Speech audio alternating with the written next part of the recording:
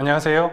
저는 카카오뱅크 기술 인프라팀에서 포스트그레스QL 이파스DB를 관리하고 있는 김용현이라고 합니다.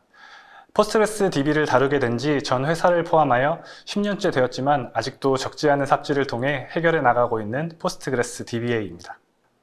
카카오뱅크는 인터넷 전문 은행으로서 100% 모바일 전용으로 운영되고 있습니다.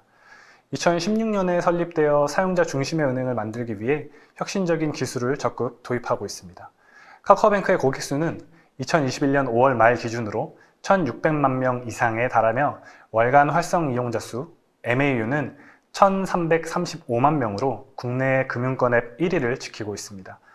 카카오뱅크의 핵심 서비스는 빅데이터 기반의 중금리 대출, 카카오톡 기반의 간편 송금, 금융비서, 간편 결제 등이 있습니다. 저희 카카오뱅크는 고객의 계좌와 거래 내역을 관리하는 계정계와 계정계의 처리 데이터를 전사적 데이터 웨어하우스에 축적하고 분석하는 정보계, 외부 기관과의 연계 업무를 신속하게 처리하는 대외계 등 여러 계층의 다양한 이기종 DB를 사용하여 은행 시스템이 구성되어 있습니다. 특히 모바일 뱅킹은 24시간 365일로 운영되어야 하기 때문에 금융 DB의 트랜잭션은 신속하고 안정적으로 처리되어야 합니다. 이처럼 카카오뱅크는 데이터베이스 처리 속도가 중요하기 때문에 오라클, MySQL, 포스트그레스QL을 주로 사용해 왔습니다. 저희는 지속적으로 증가하는 금융 데이터의 안정적인 관리를 위해 높은 유지보수 비용이 소요되는 기존 오라클 DBMS를 일부 교체하고 신규 서비스 제공을 위한 DBMS를 검토했습니다.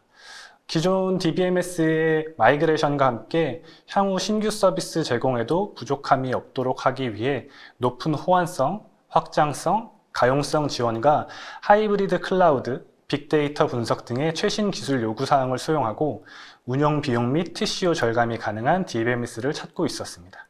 그 결과 최종적으로 글로벌 기업들이 도입하여 이미 그 안정성과 신뢰성을 검증받은 엔터프라이즈 DB사의 이파스를 도입하기로 결정하여 운영하고 있습니다. 현재 여러 서비스들을 EDB 포스트그레스 어드밴스드 서버, 즉 이파스로 제공하고 있습니다. 이 중에는 마이그레이션을 통해 전환된 서비스도 있고 신규 구축된 서비스도 있습니다. 그중 대표적으로 오라클로 사용 중인 여러 계정계 업무 중 계정계 거래 로그 서비스를 이파스로 전환하여 사용 중에 있습니다. 해당 서비스는 계정계에 준한 트래픽이 들어오는 서비스이기 때문에 신속하고 안정적인 트랜잭션 처리가 필요했습니다. 안정성은 물론 장애 발생 시 빠른 시간 내에 복구되어 서비스 다운타임이 최소화될 수 있도록 높은 수준의 고가용성이 요구되었습니다. 평균적으로 4000 TPS 처리, 이벤트 등이 발생되어질 피크타임 시에는 약 7000 TPS도 처리할 수 있어야 했습니다. 또한 와스를 통한 최대 접속자 수는 1만 이상의 커넥션이 필요한 요건이었습니다. 이 시스템을 분리하고자 했고 관련하여 몇몇의 DBMS 후보군들이 있었습니다. 내부 논의 결과 에지이지 어플리케이션을 최대한 수정 없이 적용할 수 있는 오라클 호환성이 필요했고 이 기준 간의 마이그레이션이 필요했기 때문에 마이그레이션 툴도 제공되어져야 했습니다. 결과적으로 EDB사의 포스트그레스 어드밴스드 서버 이파스가 적합하다 판단되었습니다. 해당 서비스를 이파스로 방향을 잡고 요구사항에 대한 만족을 위해 구성하기 시작했습니다. 안정성 이중화를 위해 이파스의 스트리밍 리플리케이션을 선택했습니다. 페일오버 시에 데이터가 유실될 가능성이 존재하기 때문에 싱크 모드의 리플리케이션으로 반드시 구성해야 했습니다. 하지만 싱크 리플리케이션의 경우 스탠바이 노드가 동기화 응답을 받지 못하는 상황이라면 액티브 서버가 다음 작업을 할 수 없는 상황이 발생될 수 있기 때문에 하나의 스탠바이 노드를 더 추가하여 포텐셜 리플리케이션으로 구성하여 이를 해결할 수 있었습니다. 싱크 리플리케이션의 경우 스탠바이 노드에 동기화 응답이 없으면 액티브 노드가 다음 작업을 처리할 수 없게 되기 때문에 위험성이 존재했습니다.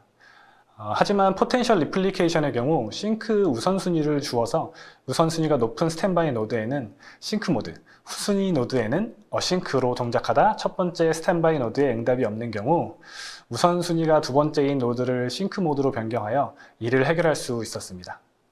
스트리밍 리플리케이션의 경우 자동으로 페일오버가 되지 않기 때문에 이를 위해 EDB 페일오버 매니저로 구성하여 자동 페일오버가 가능하도록 하였고 트랜잭션 요구사항을 맞추기 위해 파티션 테이블로 구성, 빈번한 인서트가 들어오는 서비스이기 때문에 비즈라이터, 월라이터 관련 파라미터도 여러 번 테스트에 최적의 값을 찾아 변경하였습니다.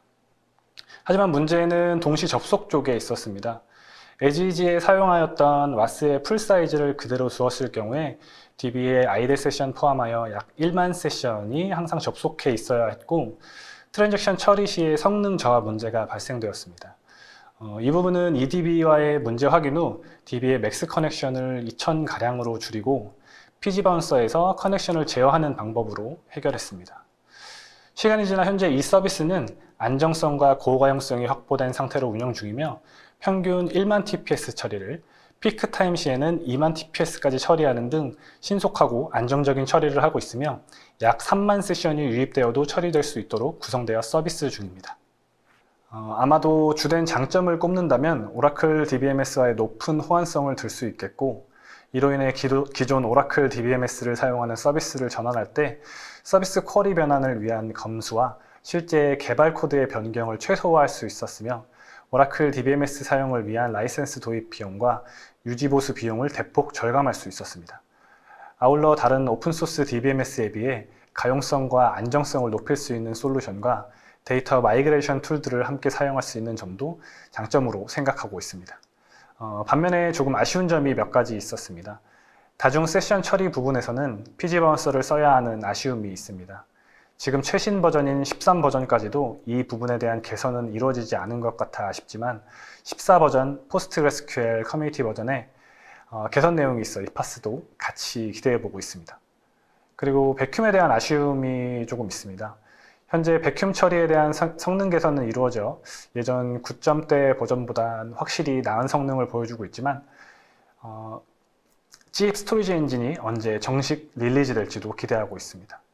현재 MVCC는 블락 내에 과거값이 같이 존재하는 추가 기록형 MVCC를 사용하여 대량의 업데이트에 대한 성능 저하, 테이블 블로팅 등의 문제점이 언두를 사용하는 GIP 스토리지 엔진으로 인해 많이 해소될 것으로 기대하고 있습니다. 감사합니다.